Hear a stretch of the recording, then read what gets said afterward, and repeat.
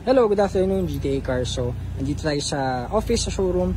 Preparing tayo ng ating mga units for releasing. So, kahapon na-release natin yung Canyon Ridge, yung EcoBoost Sir Jem. Doc Jem, napakaganda ng kanyang EcoBoost na yun. Canyon color parang brown. So, ngayon meron naman tayong 2019 EcoSport, dalawa, silver and red. So, ito yung mga releasing. Puro tayo second gen nagkataon, ano? Tapos may isa pa tayong red, tinatest drive nila Jared. Andun sila sa malayong Cavite, sa saan ba yun? 13 Maltires, Cavite. So, ayan, pakita ko lang sa inyo itong EcoSport. So, nagpalit tayo ng spark plugs, palit na. Ito, PPMS na natin yan. Ayan, kinakabit nila ngayon yung drive belt. Ayan, drive belt. Ito yung luma. Oh. So, actually, pwede pa ito kaso may mga himulmul na. Palit na rin tayo ng Ford spec, syempre. Tapos, support, nagpalit na rin tayo support. Tatlo yan, pati mga engine support sa ilalim.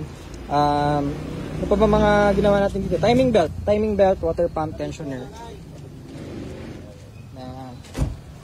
Ayan o. So, yan. Water pump. Ayan o, kita niyo ba? Asan yung daliri ko? Ayan. So, brand new yung water pump, timing belt, tensioner. Ayan. Tapos, syempre, mga pangilalim, done, check, tapos na.